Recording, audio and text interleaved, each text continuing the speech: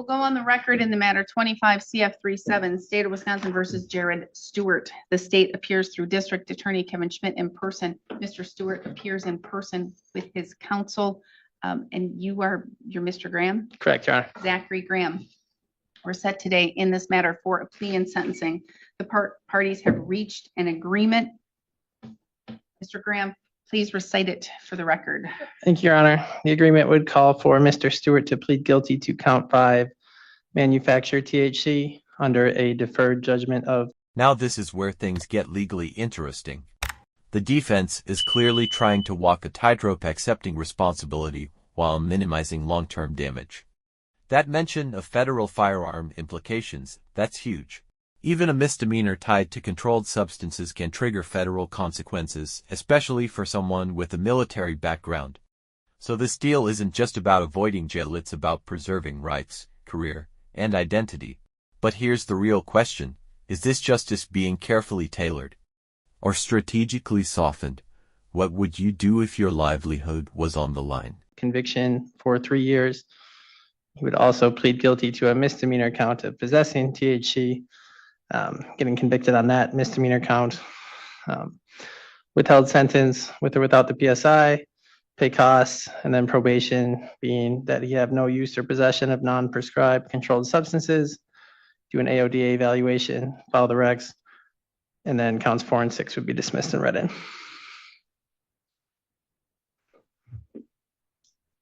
Why the difference in the agreements? Originally, I sent an offer where it would be the same for both of them. When they contacted me back, he has actual job consequences where the conviction on that one count would be extremely negative for him and harm the family household.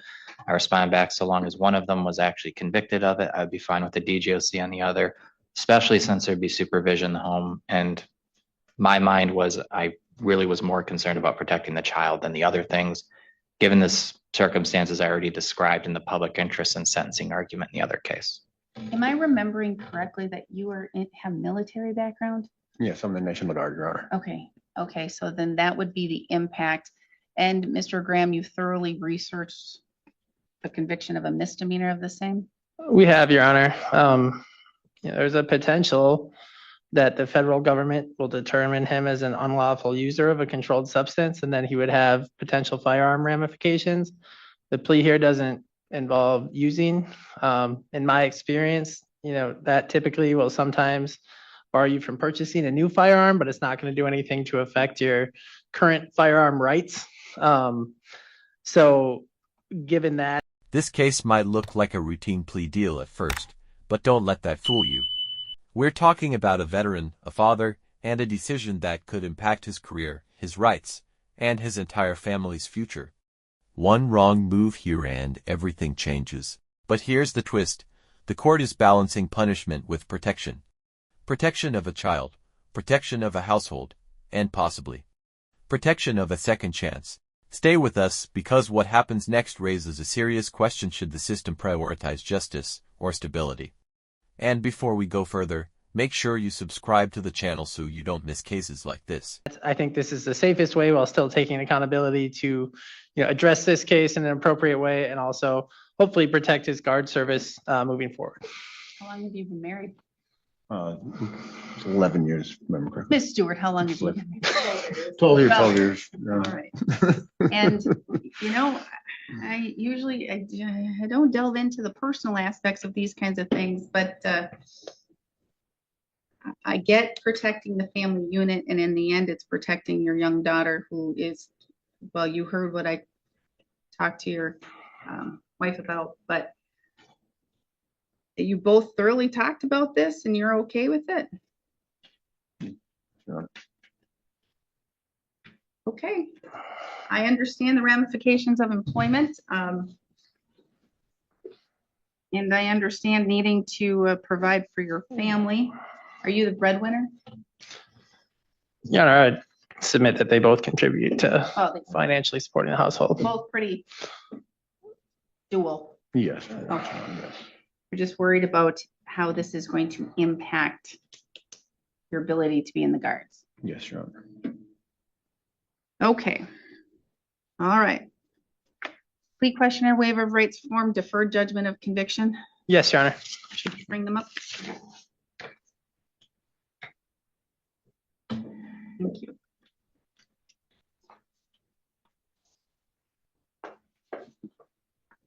So I do have in front of me both of these documents, Mr. Stewart. Did your attorney thoroughly go over these documents with you? Yes, Your Honor. Do you understand them completely? Yes, Your Honor. Is that your signature on the second page of both documents? Yes, Your Honor.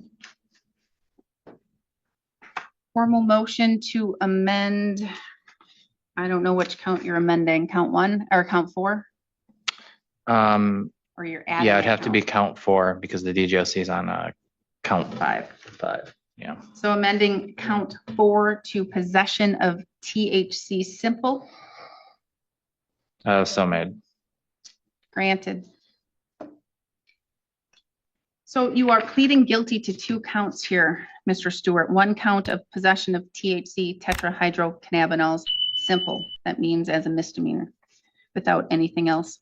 And you're pleading guilty to the manufacturing, delivering THC greater than 200 but less than 1,000 grams as a party to a crime. Is that correct? Yes, Your Honor. You're 49 years old. You have 12 years of schooling. You can read, write. You understand the English language. No drugs, alcohol, or medications within the last 24 hours. No mental illnesses or disorders. Yes, Your Honor.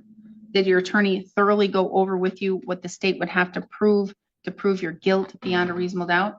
Yes, Your Honor. Did your attorney go over with you the maximum possible penalties you face? Yes, Your Honor. Because you're charged with crimes, you are entitled to constitutional rights, and each of those rights is listed on the first page of both of those documents.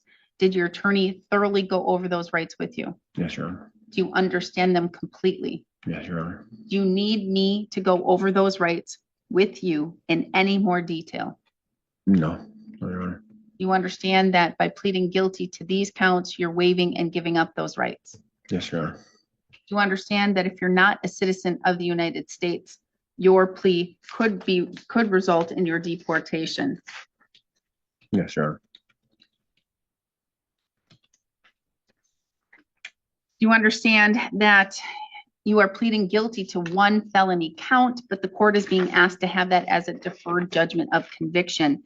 Do you understand that if I accept the deferred judgment of conviction, this won't come into play, the no use or possession of a firearm for life and no voting in any election until your civil rights are restored? Yes, Your Honor. But do you understand that if at any time the court enters judgment, revokes this document, this deferred judgment of conviction, and that means you will be convicted, it will be entered, and you will be sentenced on the felony? Do you understand at that time you may no longer use or possess a firearm? Yes, Your Honor. You understand that if you currently do use or possess firearms, another ramification on the family unit is that they must be locked with you only possessing the key and knowing where that is. Do you understand that? Yes, Your Honor.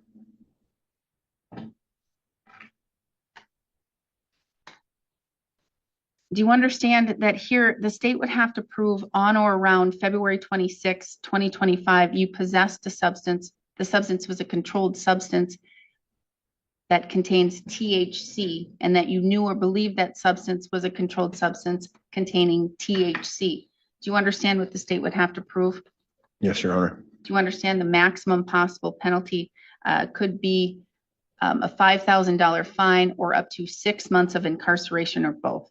Yes, Your Honor.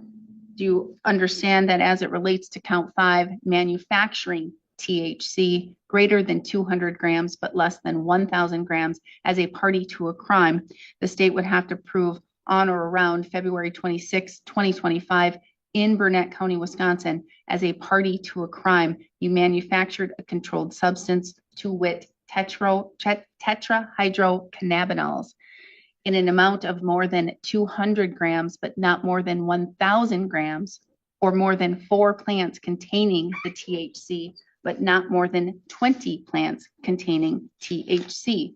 Do you understand what the state would have to prove? Yes, Your Honor. Do you understand the maximum possible penalty could be a fine of up to $10,000 or imprisonment of up to 6 years, or both. Yes, Your Honor. Do you understand that with that charge, it is a party to a crime? Do you understand what that means? Yes, Your Honor. Do you understand it? It means either you directly committed the crime yourself, you aided and abetted the person who is committing the crime, or you conspired with one or more people to commit the crime, and affirmative steps were taken towards the commission of that crime. Do you understand what party to a crime means? Yes, Your Honor. Do you understand that there is an agreement that's been recited on the record? But do you understand I'm not bound to follow that? Yes, Your Honor. Said differently, I could sentence you all the way up to the maximum possible penalty for the THC charge, and I do not have to accept that deferred judgment of conviction. Do you understand that? Yes, Your Honor. And I could sentence you to the maximum penalties. Do you understand that? Yes, Your Honor. Do you still wish to proceed and enter guilty pleas? Yes, Your Honor. Did you go over the criminal complaint with your attorney, in particular that section called the probable cause section, where it basically says what happened around that time and why you were charged with the crime? Yes, Your Honor. For the most part, are those facts accurate? Yes, Your Honor. Are you pleading guilty today to possession of THC because you are guilty? Yes, Your Honor. Are you pleading guilty to manufacturing THC greater than 200 but less than 1,000 grams because you are guilty? Yes, Your Honor. May the court use the probable cause section of the criminal complaint along with the statements made by your client, Mr. Graham, to find a factual basis? Yes, Your Honor. Has anyone made any threats or any promises to you, Mr. Stewart, for you to plead guilty to these charges? No, Your Honor. You're doing so freely and intelligently, telling the court you fully understand what you're doing Yes, Your Honor. and voluntarily? Yes, Your Honor. Has your attorney represented you competently? Yes, Your Honor. Has he answered all of your questions? Yes, Your Honor. Has he looked at this matter thoroughly? Yes, Your Honor. Has he discussed the discovery, the evidence with you, and you've discussed it with him? Yes, Your Honor. Has he discussed with you a potential for any legal defenses or a lack of defenses? Yes, Your Honor. Are you satisfied with his services? Yes, Your Honor. Do you have any questions for the court or for your attorney before I proceed? No, Your Honor.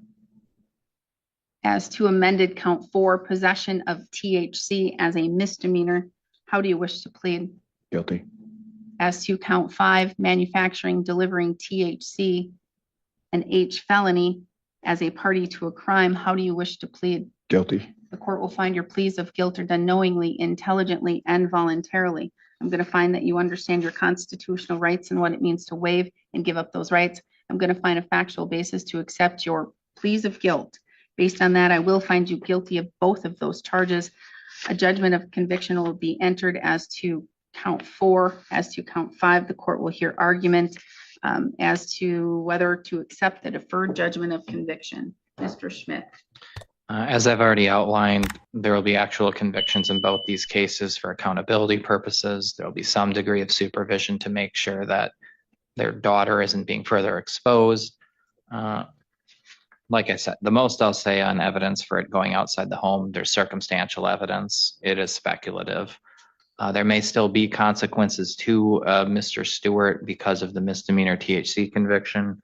We probably won't know for a few months yet if there will or won't, as I'm sure the court's probably aware that that federal prohibition for THC and drug offenses, that's in front of the Supreme Court of the United States right now, and they seem likely to strike it down. Thank you. Thank you. Mr. Graham. Thank you, Your Honor. A lot of the particular circumstances were discussed in the previous case, but just for the record in this case, I would note that Mr. Stewart has a very limited criminal history. He is a veteran that's done 2 tours of duty in Iraq. He's been married to his wife for 12 years, not 11. And, this was a discussion that they had as a family. We thank the state for exercising their discretion and not making both of this child's parents, convicted felons, and preserving their ability to provide for the family. I would note that, this was kind of a product. The Stewarts are kind of entrepreneurial folks. They do a lot of things on their own, like growing honey. A lot of the plants that were seized as part of this offense was actually mint. And as Ms. Campion said in the previous case, some of it was also marijuana. They're kind of self-reliant individuals. And obviously, they have made a poor choice here to include marijuana in those pursuits. But as noted in the previous case, every state that borders Wisconsin, this would be legal, right? That's obviously the legislature's decision, not any of ours, but I think that it was limited to the home. It wasn't some massive distribution operation. Mr. Stewart has been cooperative in taking responsibility for this. He does serve in the National Guard. We are hopeful that this resolution will allow him to continue to do that. And Mr. Stewart did ask me to say that he is a little bit anxious about speaking himself, but they of course have not put any negative feelings on their daughter about this. They've been supportive of her throughout. They said she did the right thing. It's their mistake, not hers. And I think they have kind of been forthright about that and addressed it as a family.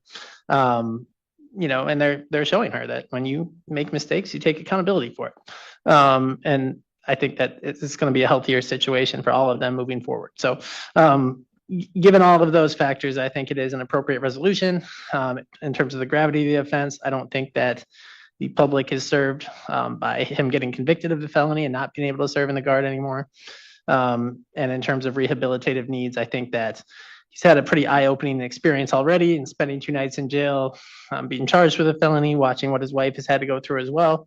And I think that, the AODA assessment and probation, which is twice as long as his wife's now with the deferred judgments, I think will kind of drive home the point. And I don't think any jail, certainly not prison, would do anything to add to that education for him. All right, thank you. Mr. Stewart, is there anything else you would like to add? And again, you don't have to, but it's your only opportunity to say anything about this case if you want to. Okay, Your Honor. Thank you. You sat here, as did your attorney, when I went through everything with your wife. So I'm not going to rehash all of the same things over again. Usually I take pleas in cases like this together. Something told me, I guess, not to call you both up. And I guess then I was told that they're not the same charges. So it's a good thing I didn't. But again, I'm not going to reiterate or say again what I told to Mrs. Stewart. This moment right here shifts everything. The judge isn't just looking at laws anymore, she's looking at impact. A child caught in the middle, a family under pressure, and a veteran possibly dealing with deeper, unspoken struggles. Notice how the conversation subtly turns toward mental health and PTSD. That's not random. Courts are increasingly aware that behind certain crimes, there are underlying issues. But here's the dilemma: does understanding the why reduce accountability for the what? Or does it simply humanize it? Let me know what you think in the comments. This is serious in the fact that your child was put right in the middle of all of this. And I think you know that. It is serious in the fact that it does potentially negatively impact your ability to continue to serve in the Guards. First and foremost, I respect you and applaud you for being a veteran and doing what you do and what you have done. It comes with significant costs, but a lot of benefits to our country. And so thank you for serving. And it leads me to these charges and wondering, are you receiving any type of veteran services? Are you engaged in any type of counseling or any type of therapies or anything like that? I am not, Your Honor. You are not? No. And I can speculate as to why the THC is involved. I don't know for sure. I just know the studies that I've read as it relates to THC and all of those things, and PTSD and those things. But if that's the reason why this was involved, you were involved in this, you need to find other avenues, because it could be far more serious for you and far more serious for your wife and extremely far more serious for your daughter. Your Honor. I think she has seen great examples of parents up to now. But again, I don't know you from Adam. I only know you both from, I think this is the first time I've seen you in person, but I can't recall. So I don't know how you are in real life. In this life, in these walls, you appear to be parents that love your daughter, that respect the country, respect our rules and our laws, except here. And again, I can't change the law. I don't write the law. I don't recommend the law. All I do is interpret the law and apply the law. And here, that's what I'm doing. There could be so much empathy. There could be sympathy. There could be both. There could be all of those things. As a human, as a judge, I have to look at what the laws of our state are and go by that. I really hope that if you are in need of services, that you do reach out. I know that there are some really great, I love the St. Cloud Veterans services there in St. Cloud. They are tremendous. I don't know if you've met Ella here in our Burnett County. She is amazing. And so she is a good resource if you need anything, and to do that. I would hate to see, and it was pretty close, that a whole lot of work and a whole lot of defending our country almost went down the tubes. You know what I mean? Sure. What I'm saying. Sure. And that's sad for me. It's sad for you, and it's sad for your family. I will accept the deferred judgment of conviction document. I am going to stress the number one reason I see that the state asked to have these documents revoked and for the court to enter judgment is paying the $150 within 60 days. I do that today if you have the ability to do that. The number two reason is getting that AODA assessment and that proof within 90 days. Two top reasons, and those are the easiest things to take care of and to handle right away. This will last for 36 months. It's a long time. It's a long time to be hanging over your head. But as I stated to Mrs. Stewart, I don't think that I'm going to be seeing you again in my courtroom. How long have you lived in Burnett County? Since 2006. Okay, all right, then this is the first time. Sometimes I have people going through severe things, veterans going through severe things, and I see them a lot more frequently. This is the first time I've ever seen you use your resources. Sounds like you've been doing well so far. I'm going to follow the recommendation for probation with the possession of THC, 1 year of probation. I'm doing a straight fine of $500. You have that paid.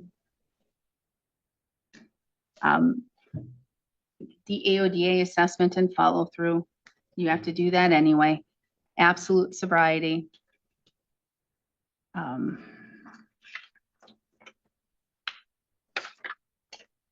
can't recall other conditions. Regular drug and alcohol testing with your agent. And I'm just going to say that you've met with Ella before? Yes. Okay, then I just really wanted to make sure that you have met with her and talked with her. So I'm not going to order that you do that. Doesn't sound like you need to. You have 20 days to appeal. Should you fail to appeal within 20 days, you do lose that right. I do need your DNA, and what you're going to need to do is get the form, go to the jail and provide that. You have the ability to request it be expunged through a written letter to the Wisconsin Department of Justice, not to me, to the Department of Justice. It's easy to do. Google it or ask Mr. Graham. He can help you. You must report to probation immediately. So once you're done with the DNA, go to probation and get everything set up and ready to go. 2 days of jail if you are revoked. This is a withheld sentence, not an imposed and stayed. Mr. Schmidt, what am I missing? Nothing from me. Did you dismiss the other counts, Your Honor? Sure did. Okay, then nothing else. All right. Thank you. Good luck to both of you. And just keep reiterating, keep telling your daughter, make sure that she knows for positive and true. She did nothing wrong and you don't blame her one bit. Yes, Your Honor. Thank you.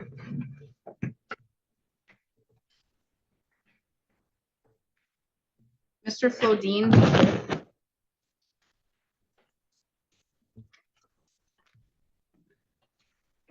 Meet you.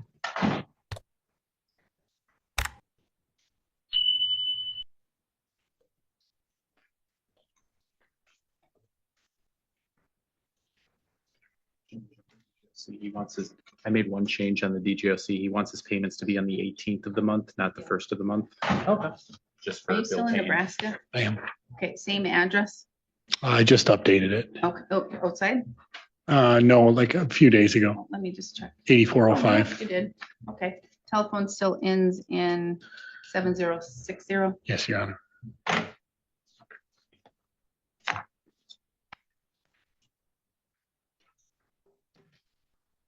Do we have victims here, Miss Bauer? Yes, Your Honor. Okay.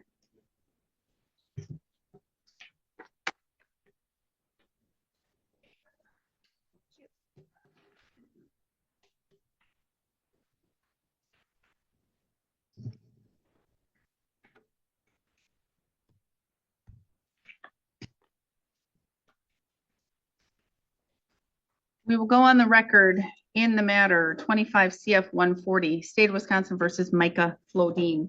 The state appears through District Attorney Kevin Schmidt in person. Mr. Flodine appears in person with counsel Daniel Chapman. We're set today in this matter for a plea and sentencing. Mr. Chapman, please place the agreement on the record. Your Honor, as a bit of background, Mr. Flodine entered into a deferred judgment of conviction for very similar conduct. This is simply a matter of another victim came forward after those matters were resolved. The matter involves another deferred acceptance of a guilty plea agreement and a plea to theft by contractor with agreements that he continue to pay restitution, and we stipulate to the restitution amount. Now, I am quite familiar with the last go around. Is this an additional monthly payment on top of his other deferred? His other restitution should be paid off this summer, and these payments will begin on August 18th. That's excellent.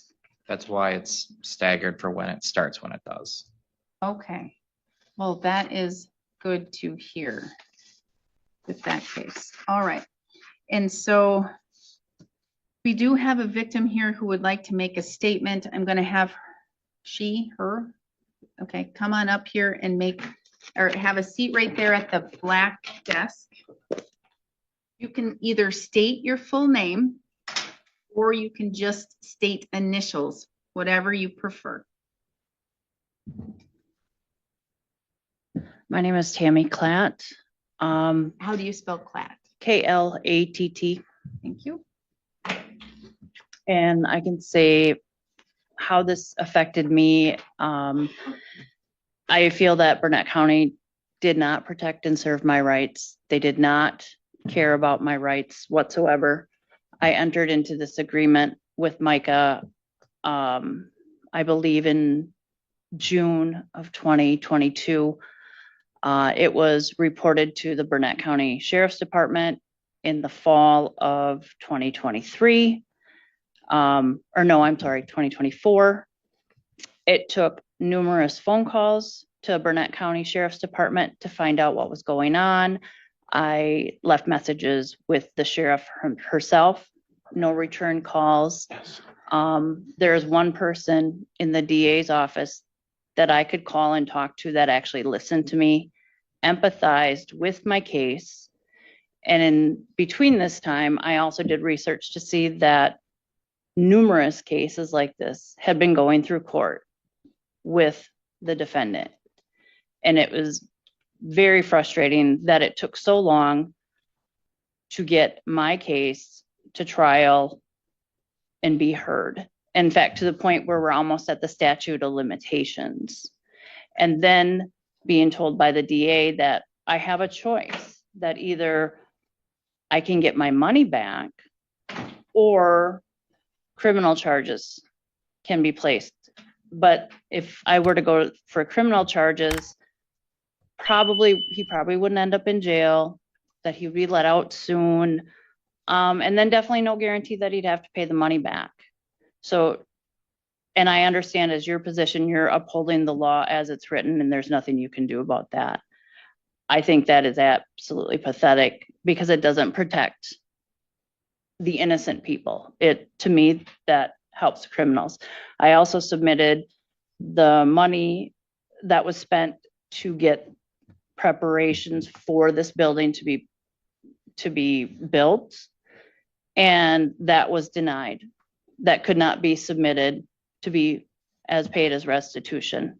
So basically what this situation has told me is that somebody can steal $45,000 from somebody and they'll have to pay it back, but not with interest. And it may take 3 or 4 years before they have to start paying it back. And then it's just a monthly payment.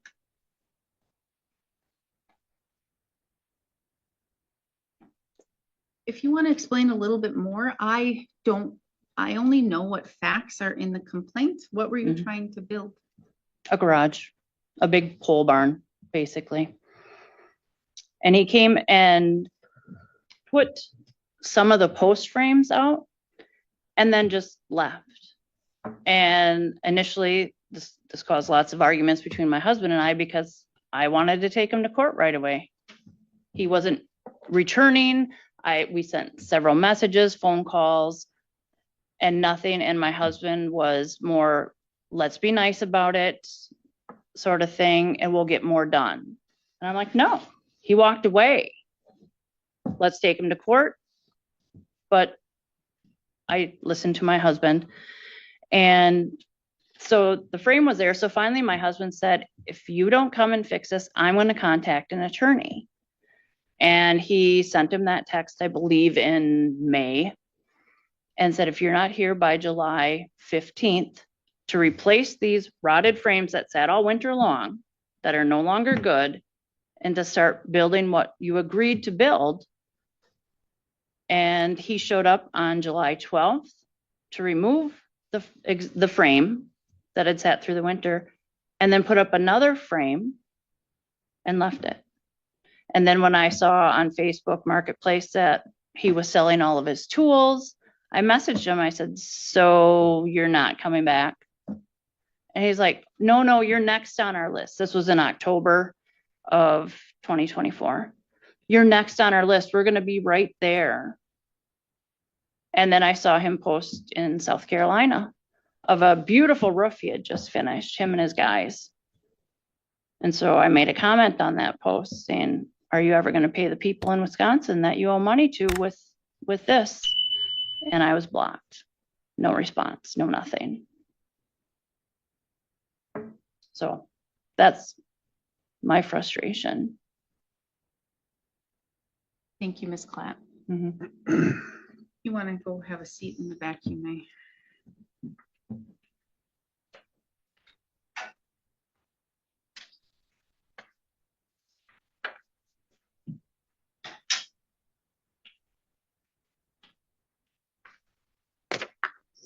All right, so Mr. Flodine, you are going to plead to the felony, is that correct? Yes, Your Honor. So I have in front of me, well, it's one count.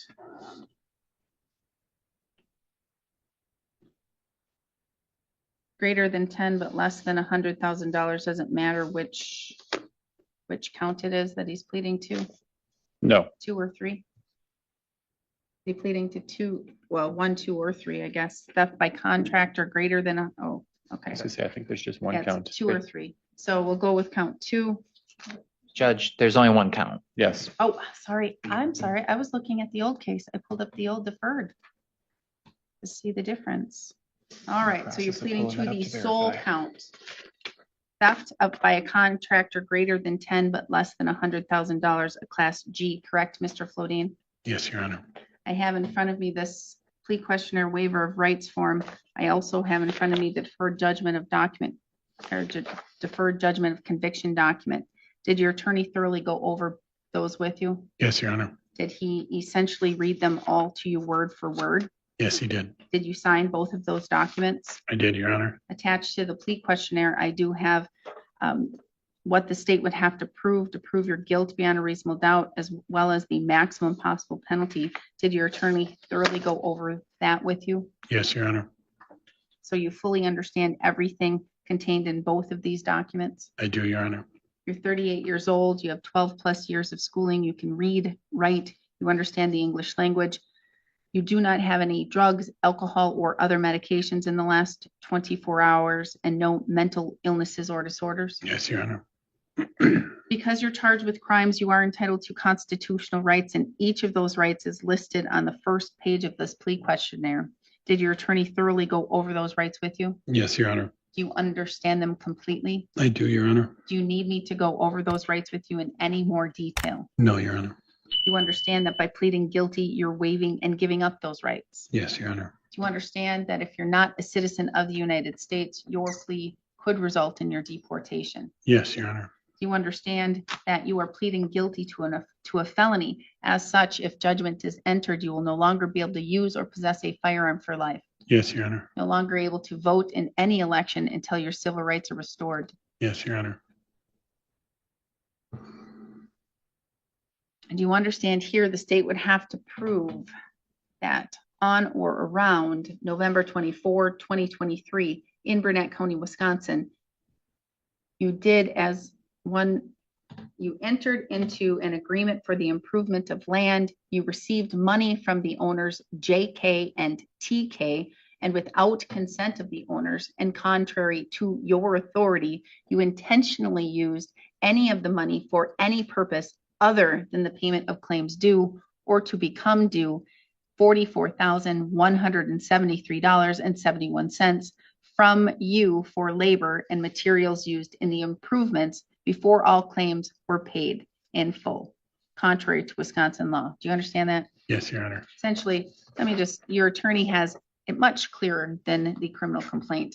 You entered into an agreement with another person for the improvement of land, here a shed, correct? Yes, Your Honor. You received money from the owner of the land under that agreement, correct? Yes, Your Honor. You intentionally used all or some of the money for a purpose other than the payment of claims due from you for labor or materials used for the improvement, correct? Yes, Your Honor. And you did so without the owner's consent, correct? Correct, Your Honor. And you did so knowingly that you were using the money without consent and contrary to the authority you had under the agreement. Yes, Your Honor. You understand the maximum possible penalty could be a fine of up to $25,000 or imprisonment of up to 10 years or both. Yes, Your Honor. Do you understand that I'm not bound to follow any type of agreement? Do you understand that? Yes, Your Honor. Do you understand the terms of the deferred judgment of conviction document if accepted by the court? Yes, Your Honor. Do you understand that you would have to pay every month an amount of $920 beginning August 18th, 2026 until total restitution of $44,000 is paid? Do you understand that? Yes, Your Honor. Do you understand that this agreement could be terminated after 48 months if all restitution is paid in full? Yes, Your Honor. Do you understand that you must pay to the state $150 prior to 60 days expiring? Yes, Your Honor.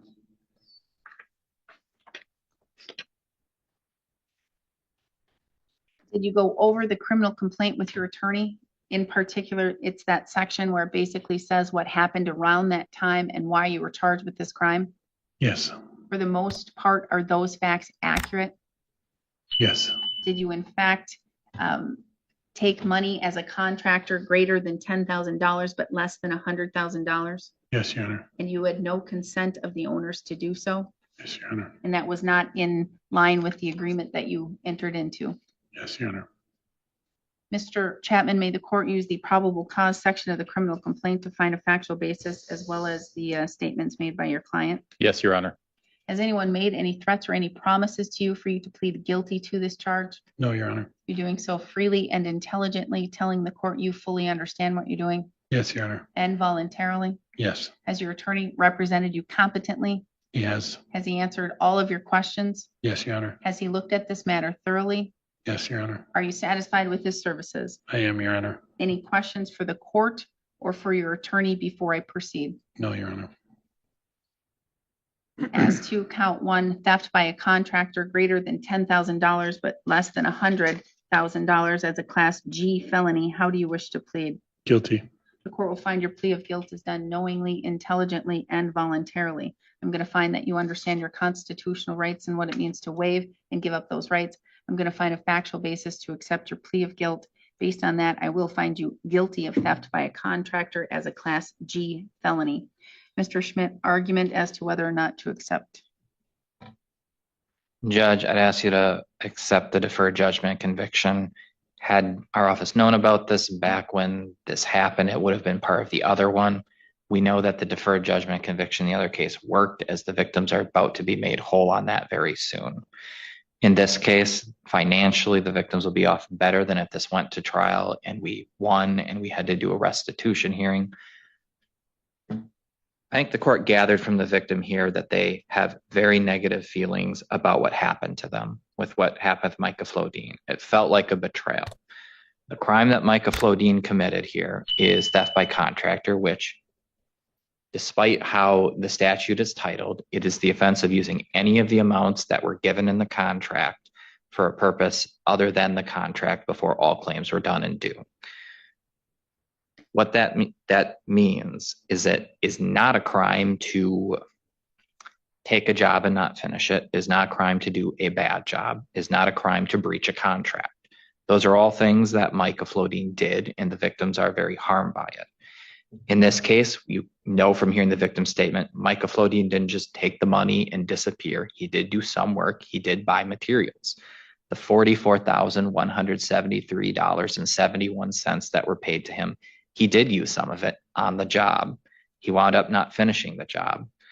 In this manner, by getting the full refund of the amount initially paid, the victims are being better off with this agreement financially than alternatively. I think that's the most important thing in this case, to make them whole on that. I think that the deferred judgment conviction has unique features in that by having the incentive of having it discharged at the end, a person is likely to pay off that amount. We've seen before, when we send people to prison on large cash restitution cases, the court loses the ability to really be a stick on that. The court can't revoke someone's extended supervision in doing so. This is a better way of doing it. This is of more value to the victim than just having a civil judgment converted from a restitution judgment at the end. And it's a higher amount than it would have been either. For that reason, I think this is appropriate, and I'd ask the court to follow it. Thank you. Thank you. Mr. Chapman. I also think it's important to say that Mr. Flodine didn't just pocket the money and go take a trip to Vegas with it. He got in over his head and was using funds from one job to try to complete another job. And in the process of juggling all that money, he went broke. He didn't have the money to complete the job. He didn't just take it and run. But he has dug himself out of that hole, and he has paid a massive amount of restitution already. And I think the most important argument for why the court should accept this agreement is that the previous agreement he entered into years ago was successful. The victims are going to get their money in this case. He wants to pay it back. And if he didn't delay any of this, it would have been in his legal interest to take care of this back in 2022. So we're really just continuing the agreement from 2022 to take into account the newly discovered amount of restitution. And yes, Mr. Flodine is agreeing to pay that entire requested amount without nitpicking about, well, how much money was spent on foundations that was laid. He's just agreeing to repay it. So I agree. I think this is an appropriate resolution, and I would ask you to adopt it, please. All right, thank you. Mr. Flodine, is there anything that you want to say? You want to make any statement here today? I do have one. If I could use my cell phone to read it, I've written it. Ken, if you are going to read it, please read it slowly and enunciate your words so that the court reporter can take everything down. Your Honor, I want to begin by saying I'm truly sorry for my impact my actions had on the residents of this county. This community was my home for 36 years. I grew up here, built my life here, and I truly love this place. It weighs heavily on me knowing that my actions affected a community that meant so much to me. I also want to sincerely thank you and the district attorney for your time and patience and understanding throughout this process. This situation has humbled me, and it's forced me to take an honest look at the decisions and take full responsibility for where I went wrong. I believe the Lord has used this to get my attention and redirect my path, and I made the difficult decision to leave my hometown and step away from everything familiar so I can focus on becoming a better man. I've been working to live with more integrity, accountability, and purpose. This has come at a personal cost. I've lost friendships, and there were months where I had to choose between basic needs and making restitution. Those experiences changed me and helped me understand the weight of my responsibilities and the consequences of my action. I take full responsibility for what I did. I've learned from this, and I'm committed to making sure it never happens again. Moving forward, I want to use what I've learned to help other contractors avoid making the same mistakes. I intend to work with the Wisconsin Department of Safety and Professional Services and Wisconsin legislators in any way that I can to improve the understanding and help prevent situations like mine. If I can help even one person avoid this path, then something good can come from it.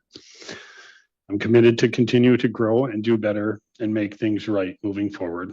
Thank you. Thank you. Mr. Flodine, I hope all of that is true, and I hope that this is true remorse, because Ms. Klatt is not the first person that I've heard these stories from, as you're aware, and that it impacts them more than just a financial level, because it impacts their emotions, it impacts their life, and it caused, as you can hear from Ms. Klatt, tension in her marriage, and all of those types of things. So it's not just a financial crime. It has had other significant impacts. If I were to send you to prison for this, and quite honestly, it should be a prison case, especially with the other matters. Mr. Schmidt is right. I lose control. I can't then ensure that you're going to continue to make payments and to attempt to make the victim whole. It's not going to make her whole. It's not going to make her and her husband whole, because a lot more damage has been done. And I agree with the statement made that there should be interest attached, because they had to expend $44,000 back in 2022. And had that been in a bank account, they would, even the smallest interest-bearing bank account, they would still have more money than that. And I understand Mr. Chapman's argument of they have the foundation, they have the original, the footprint of where you were going to place this garage. But who knows if that was sound? Who knows if they were able to keep that? Who knows if that was able to be used by the next contractor? I am going to say as well, you're not the first contractor to have been put in this situation, or where you have indicated, or your attorney has indicated, that it was a steal from Peter to pay Paul type of situation. We do have other contracting cases in our small little counties, theft by contractor. It's prevalent. Yes. And it's awful. And in the end, where is the justice? Because it's not to the Klatts who haven't gotten their money right away, or they couldn't use that money. They had to find other funds to be able to build that garage that they were hoping to have.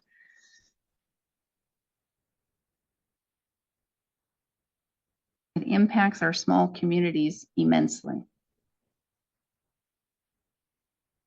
As much as there should be punishment, there should also be as close to a guarantee that the money, the $44,000, will be paid back. And with the deferred judgment of conviction, that's the only thing that can guarantee that. I put you on probation, and all it's going to do is continue to have you in my court, and either you're going to be paying or you're not, or I'm going to throw you in jail for 20 days, and then you're not going to be working, and we're not going to get the payments, and you'll just be on probation for years and years and years and years. Here, this says 60 months, so 5 years that this could run. I'm sure hoping that you're going to pay a lot quicker than that, perhaps how you paid off the other matter in your 22 CF 238 case, That's the intention, Your Honor. because I believe the Clats have waited long enough. Hmm. And if the court accepts this agreement, then I accept this agreement. I do recall in the last agreement that I modified the deferred judgment of conviction and said that at the time you were selling your equipment and then you were moving to South Carolina, Carolina, yes. and then now you're in Nebraska. Mhm. But you don't own your own business, correct? No. You work for a business. Mhm. And at that time, I had modified the agreement to say that if you paid it off within 1 year, that was for a 3-year term, but if you pay it off after 1 year, then it could be terminated early. Mhm. That's an incentive to try and get you to pay it back faster. Here, there was 20 or so more thousand that you owed in that case. I want to see that incentive here as well, because I do believe that the Clats should be paid back in a quicker fashion than 60 months. Yes, Your Honor. To me, that's kind of pitiful, actually, since it was from 2022, 4 years ago. So I am going to say that if you get this paid off, you can somehow figure it out, and that's having a strict budget. That's not having a $60,000 or more vehicle to drive in. That's not having, the best phone or all of the things, and maybe not having any streamings and just using the free apps to watch TV or those kinds of things. If you can get it paid off in a year and a half, then this can be terminated. I want that to be your goal, because I'm going to tell you in the end, you're the one that's winning more, because you're not going to have that felony hanging over your head. And then hopefully the Clats can get their money quicker and they can move on from this. They're not going to move on. I can tell you they won't move on until that every dollar is paid in full. And then after that, they will be able to start moving on from this. So I will accept the agreement as it is, and it's been modified by Mr. Chapman for the 18th instead of the 1st. And I will write that if you pay off all restitution in a year and a half, it can be terminated. So I will adopt the agreement with those 2 modifications. Anything further? Not from me. Mr. Chapman? No, Your Honor. All right, then thank you. We are adjourned. Thank you, Your Honor.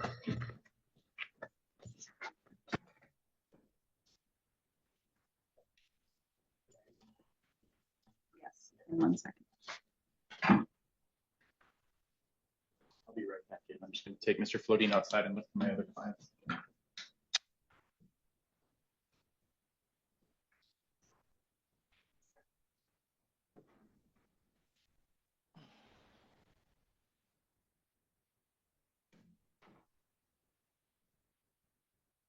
Are we up to Megan Kirkowski? I'm not sure. Oh, yeah, the Andrea number 2. Kirkowski. So here's the full picture. In the first case, the court accepted a deferred judgment, meaning no felony conviction if strict conditions are met. The focus, rehabilitation, family stability, and long-term compliance. In the second case, involving contractor theft, the judge again prioritized restitution over incarceration, ensuring the victim gets paid back, even if it means giving the defendant another structured chance. These decisions highlight a powerful reality. The justice system doesn't always aim for punishment, it often aims for outcomes. But that brings us to the big question. What's your opinion on this case? Do you think the judge's decision was fair, or too harsh considering the circumstances? If you found this case as shocking as we did, make sure to hit that like button, share your thoughts in the comments, and don't forget to subscribe for more jaw-dropping courtroom breakdowns. Oh, She's waiting. if we want to do that one, Judge, we could do it while Attorney Chapman's meeting his clients.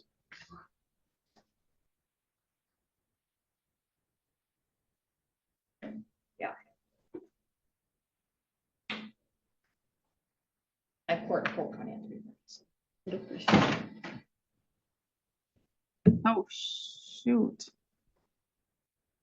I went back to my initials from before I was married, and I have my ex-husband's last name forever. I went back to my surname initials. What?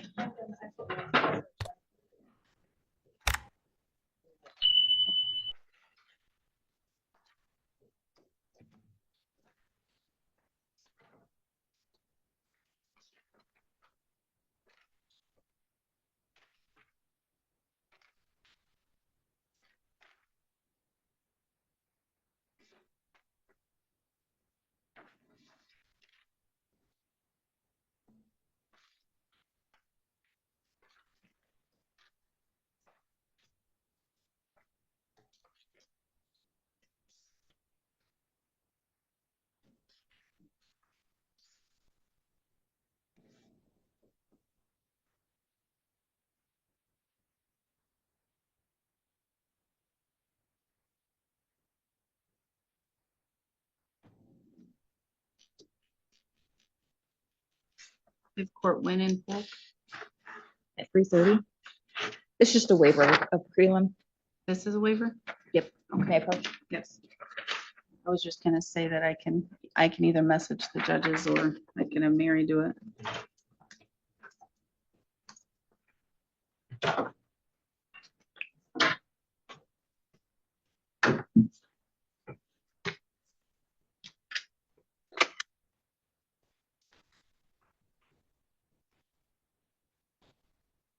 We will go on the record in the matter 26 CF 21, State of Wisconsin versus Mogen Kurkowski. The state appears through District Attorney Kevin Schmidt in person. We have Ms. Kurkowski in person with her counsel, Renee Landgraf. We're set here today in this matter for a preliminary hearing. I have been given a waiver of right to preliminary hearing document. Ms. Kurkowski, do you recognize this document? Yes, ma'am. Did your attorney thoroughly go over this document with you? Yes. And do you understand everything on this document? Yes. Do you understand that once you give up a preliminary hearing, it's forever and you cannot get it back? Yes. Has anyone made any threats or promises to you for you to waive your right to a preliminary hearing? No, ma'am. Is that your signature on the second page? Yes. I will find based upon this that Ms. Kurkowski is competent. She's freely, intelligently, and voluntarily waiving her right to a preliminary hearing. The court will find probable cause and bind the matter over. Information, Mr. Schmidt. I filed the information. It mirrors the criminal complaint. Proceed with arraignment or set for another date, Ms. Landgraf. We can proceed with the arraignment. We'd waive a formal reading, and as long as the charges mirror, she understands the maximum penalties, we'd enter a not guilty plea to each count. Not guilty pleas will be entered on your behalf. You are entitled to a jury trial. You would be entitled to a speedy trial should you request one. Let's get a date. We have an offer, but I need to review the discovery to make sure there's no constitutional issues. So is it an offer that you may accept or where you guys may do something? Or so do you want me to set it for a status, a short-term turnaround status? Or do you want me to look further and get a tentative plea and sentencing?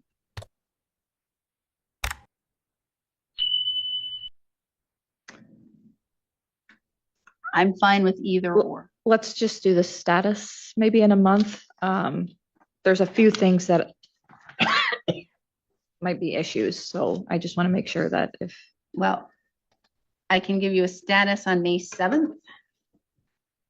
I know it's not a month, but that's all I have unless I go further and further down. Can you do 9:15? Zoom is fine.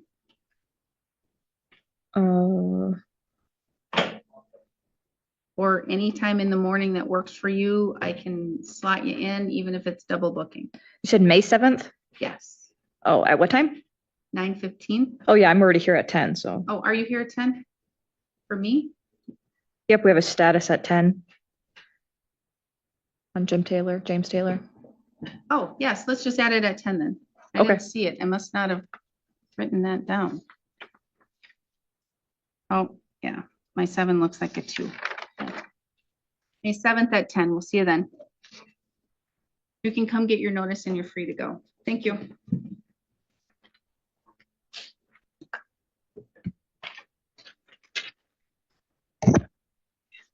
Mr. Chapman.